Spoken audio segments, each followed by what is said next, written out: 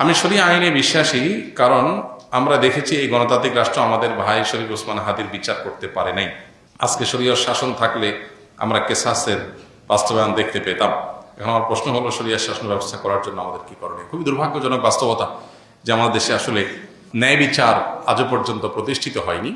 সন্দেহাতীতভাবে শরিয়াই হলো এই পৃথিবীর একমাত্র সমাধান। শরিয়া ছাড়া আর যত সমাধান আছে সেই সমাধানগুলো একটা সাইডকে হয়তো সমাধান করবে, অন্য আরেক সাইডের বহু সাইড এফেক্ট তৈরি করবে। এটাই হলো বাস্তবতা। গোটা বিশ্ব জুড়ে তাকালে আমরা দেখতে পাই মানুষ একটার পর একটা সিস্টেম চেঞ্জ করবে, শান্তির দেখা ততক্ষণ পর্যন্ত পাবে না যতক্ষণ পর্যন্ত আল্লাহর দেওয়া সিস্টেমে সে না আসবে।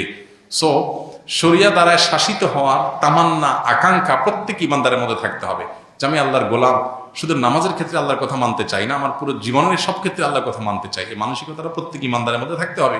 আমি মানতে পারছি না, আমার বিদ্যমান বাস্তবতা, আমি আমার দুর্বলতার কথা স্বীকার করছি এবং ইস্তেগফার করছি আল্লাহর কাছে। সেই সাথে আমার নিয়ত আছে, ইচ্ছা আছে, স্বপ্ন আছে।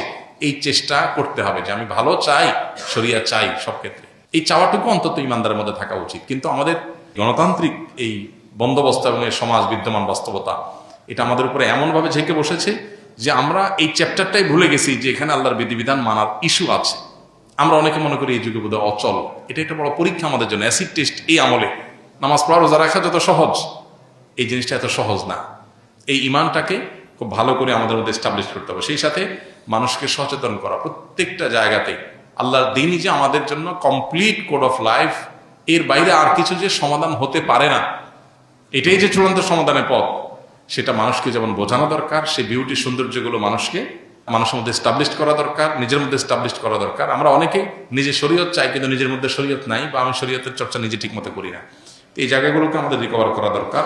আল্লাহ তাআলা আমাদেরকে আমাদের সে কাঙ্ক্ষিত স্বপ্নে আল্লাহর শরিয়া দ্বারা শাসিত হওয়ার তৌফিক আল্লাহ আমাদেরকে দান করুন। ইনসাফ দ্বারা আল্লাহ তাআলা পুরো দুনিয়াকে পরিপূর্ণ করে দিন।